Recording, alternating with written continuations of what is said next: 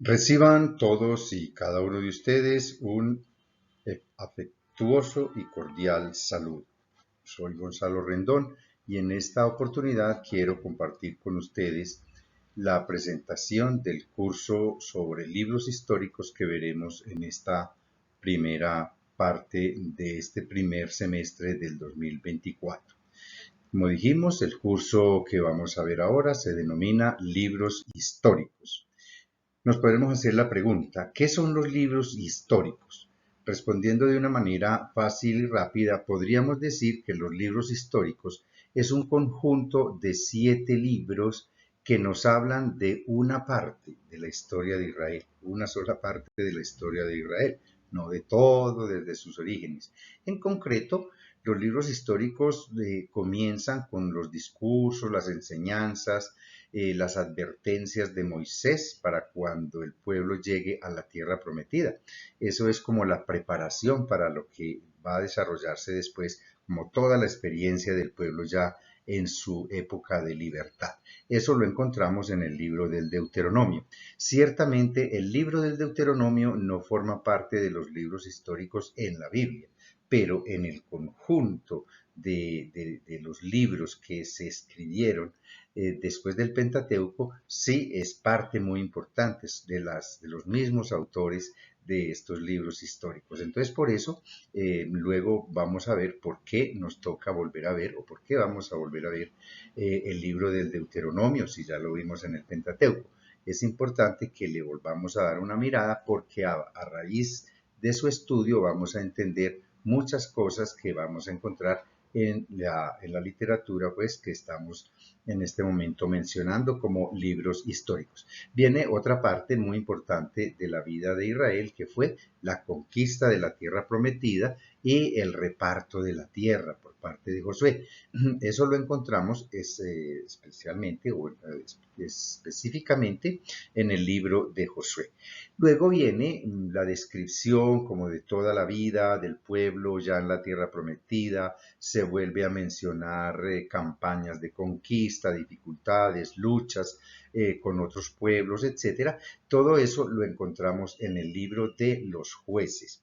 Después de que el pueblo ha vivido una etapa de experiencia, de libertad, de organización muy diferente a cómo se organizaban las comunidades bajo el dominio de los egipcios, entonces viene una etapa lamentable que podríamos denominar de decadencia, es decir, ya como que la gente se cansó de este proyecto de la libertad, se fueron aburriendo de vivir de esa manera sin tener que estar tributándole a un rey o a un emperador y empezó como esa decadencia. Eso y eso lo vamos a mirar con mucho detenimiento para establecer en qué medida también en nuestras comunidades muchas veces el desencanto, la decepción, como la pereza, en fin, se van metiendo en la mentalidad de la gente y los proyectos de las comunidades van quedando en manos de otras personas o de otros intereses y eso mismo fue lo que le sucedió a Israel con la decadencia de esa experiencia de la libertad. Entonces se va a meter una ideología muy dañina para Israel que fue la monarquía. Y eso lo vamos precisamente a analizar en los dos libros de Samuel. Samuel 1 y 2. Viene en este bloque literario dos libros importantes que son Primero y Segundo de Reyes, donde se describe pues como todas las actuaciones, las situaciones que se vivieron ya en la monarquía. Entonces eso es así en términos generales lo que constituye la literatura que denominamos libros históricos. Ahora bien, puede venir la pregunta, ¿quién escribió los libros históricos y cuándo? Es muy difícil responder a esa pregunta si pensamos asignarle a cada libro un autor, que es lo normal. Cuando nosotros tomamos un libro, miramos quién o quiénes son los autores. Normalmente también en la parte final de la página, de la primera página, está la fecha. Es decir, entonces ahí pues facilísimo en nuestra literatura saber quién escribió un libro y cuándo. Es muy sencillo, Pero en estos libros de la Biblia no ocurre lo mismo. En los libros de la Biblia no se sabe en muchos casos quién escribió un libro, cuándo lo escribió, etcétera. Y especialmente los del Antiguo Testamento, pues están pues en esa incógnita todavía. Lo que ocurre con los libros de estos libros históricos también es muy especial. No podemos saber con exactitud quién escribió cada uno de los libros. Entonces, lo que tenemos que hacer o lo que tenemos que aceptar es que estos libros no se escribieron de un momento a otro, no se escribieron de una sola vez, se fueron escribiendo a lo largo del tiempo. ¿De cuál tiempo? De un tiempo que comienza más o menos hacia el 722 o antes del 722 y termina por allá en el 430 o 450 antes de la era común. Entonces, en todo ese lapso de tiempo, pues hay momentos que son muy importantes y eso va quedando registrado en esta literatura. La caída del Reino del Norte en el 722, la reforma del rey Josías en el Reino del Sur, por allá por el 620, luego la caída del Reino del Sur por el 587 y el exilio a Babilonia en esa misma época, ¿no? El 587. Viene después una época muy importante que es el exilio de todas estas personas allá en Babilonia, donde pues al parecer hubo al principio pues mucha tristeza, mucha angustia, mucho derrotismo, pero poco a poco la gente va, o muchos del pueblo, van otra vez entrando como en conciencia de que con toda seguridad ese no es el final de la historia, de que es posible recuperarse, de que es posible revisar muchas cosas, purificar su fe, purificar una cantidad de ideas y el exilio va a ser una época muy importante para la teología israelita porque van a descubrir una cantidad de cosas que no las habían considerado antes del exilio. Entonces, después del exilio, ya en el 534, cuando regresan a Jerusalén, estos líderes religiosos se van a encargar de sistematizar, de ir poniendo por escrito todas estas cosas, todas estas experiencias.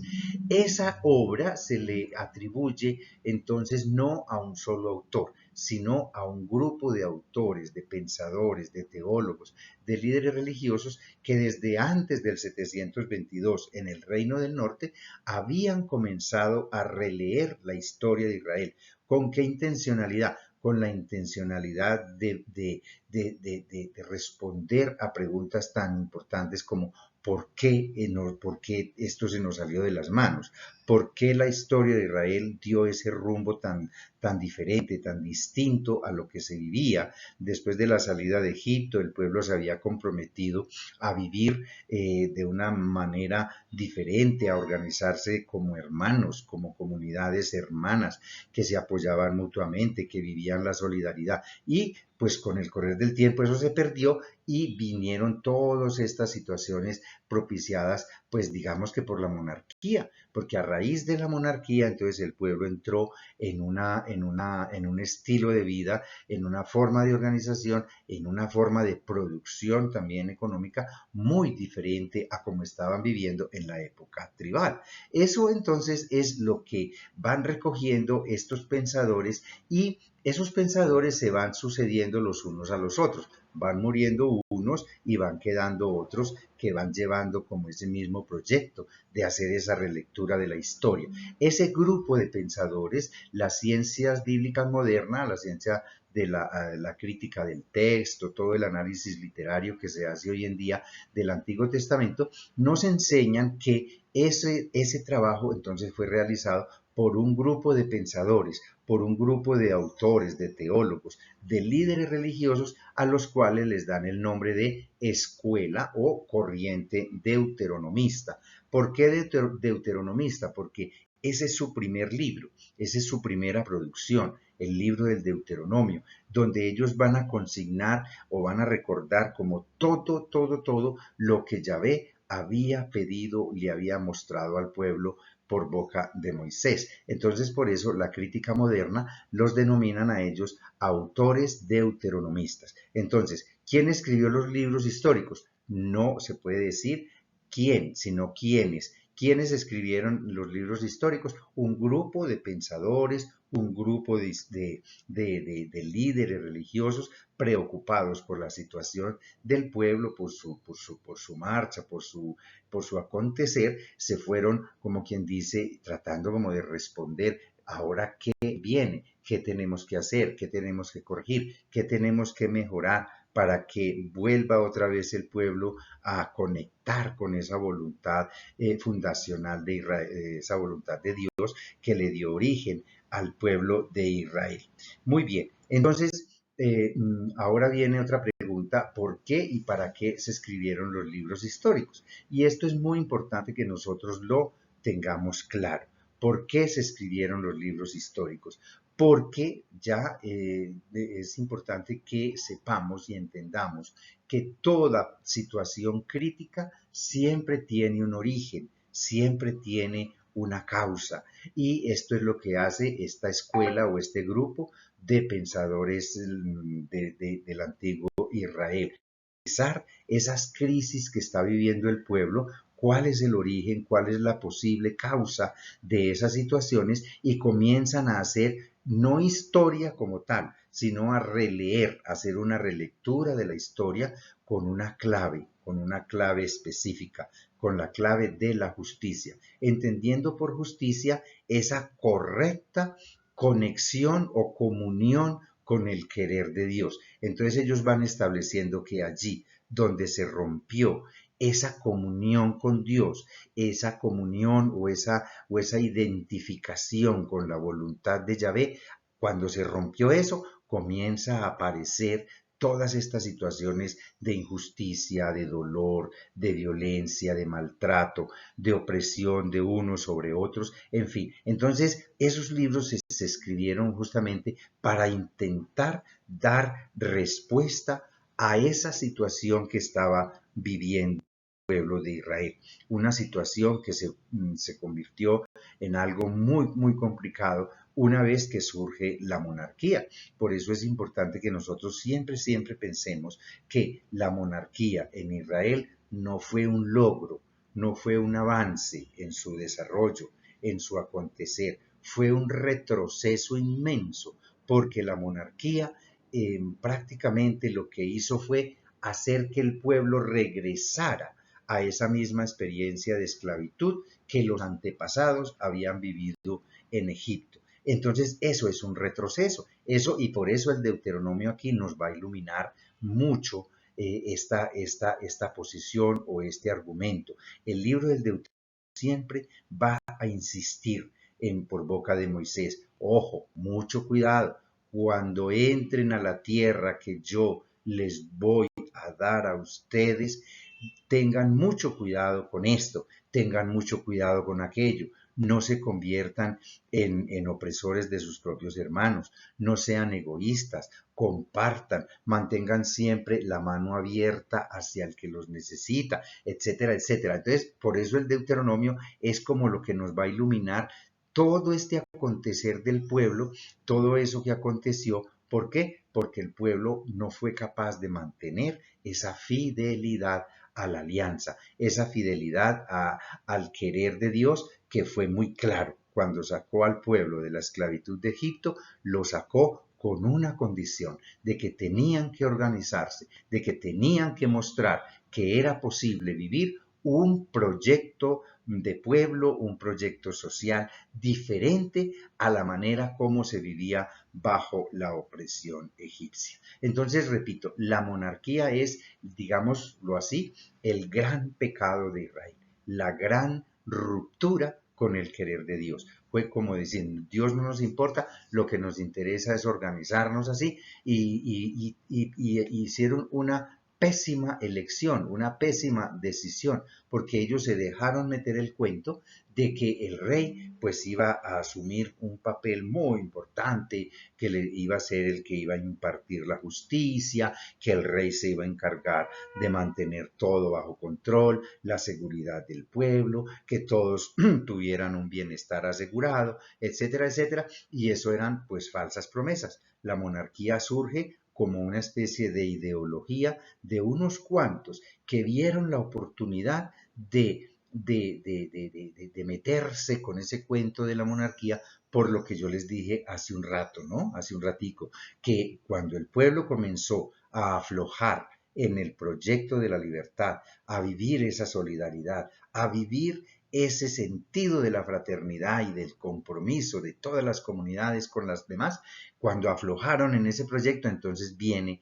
la fuerza ideológica de la monarquía. Algunos que ya tenían, como quien dice, por aquí podemos nosotros meternos y hacerle creer al pueblo que todo va a cambiar, que todo va a ser color de rosa, y el pueblo se tragó el cuento. Entonces eligen a Saúl, que no era ningún líder religioso, simplemente era un terrateniente. Después van a elegir a David, que pues tampoco era un santo, como muchas veces pensamos que era el gran rey David. No, era un tirano como todos, que tenía cosas muy buenas, muy interesantes, pero al fin y al cabo obedecía a una ideología, a una estructura como la monarquía, que es absolutamente injusta y es contraria al querer de Yahvé.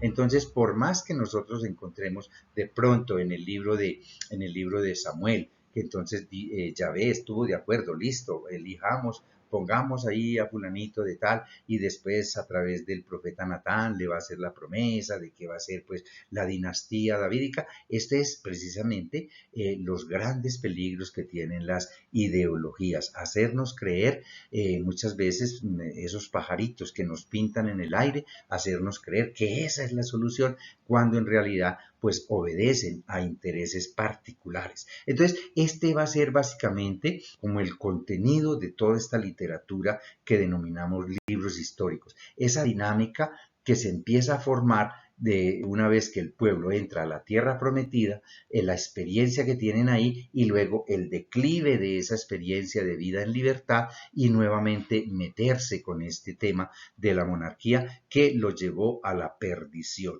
Por tanto, entonces la monarquía no es para Israel un avance en su acontecer, en su proceso histórico. La monarquía es todo lo contrario, es una involución, es un retroceso, es básicamente la demostración de hasta dónde podemos nosotros llegar cuando hacemos a un lado el querer de Dios, que el querer de Dios no es una cosa del otro mundo, es que vivamos como hermanos, que vivamos de una manera solidaria, que vivamos con esa convicción de que todos tenemos derechos sobre todo, de que no hay privilegiados, de que todos somos delante de Dios iguales y privilegiados iguales de todas maneras ante Él.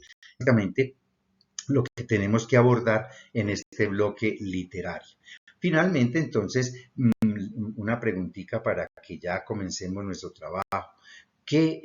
¿Por qué es importante para nosotros hoy volver sobre los libros históricos? ¿Por qué es importante volver a mirar esto, volver a tener como este acceso y esta profundización en este campo de la Sagrada Escritura? Pues ustedes van a ir sacando sus conclusiones a medida que vayamos avanzando en el libro del Deuteronomio, en el libro de Josué, en el libro de los jueces, etcétera, etcétera, Samuel y Reyes. Ustedes tienen que ir sacando sus propias conclusiones y qué bueno que al final del curso las podamos compartir, podamos verificar que efectivamente aquí hay grandes enseñanzas que podemos nosotros asumir y llevar a la vida práctica personal y a la vida también de nuestras comunidades. Yo aquí les dejo unas 2, 3, 4 conclusiones y son muy sencillas. Por ejemplo, desde la escuela deuteronomista, nosotros podemos aprender que siempre, siempre necesitamos volver a mirar hacia atrás, volver a ver cuáles son las raíces de las situaciones que estamos viviendo hoy y cuál es la calidad del compromiso de nuestra fe. También otro elemento muy importante es tener en cuenta que nada de lo que acontece en nuestra historia, en nuestro tiempo, nada de eso está desligado de nuestra responsabilidad, de nuestras actitudes que hemos vivido a lo largo de nuestra vida. También aquí en este recorrido que vamos a hacer, vamos a descubrir y vamos a ratificar una convicción muy fuerte y es esta: la fidelidad y la misericordia de Dios son eternas. Por tanto, los males de la historia, los males de la humanidad no provienen de Dios, Si Dios es amor, si Dios es misericordia, nunca de Él puede provenir algo diferente. Siempre será vida, siempre será fortaleza, vida, vigor, todo aquello, pero nunca males ni desastres. De parte de Dios no viene nada de eso. También los deuteronomistas nos enseñan a mirar hacia atrás para explicarnos el presente y mirar con fe hacia el futuro. Entonces, estas pequeñas conclusiones ustedes las van a ratificar y las van a ampliar para que las compartamos al final de nuestro curso. Amén.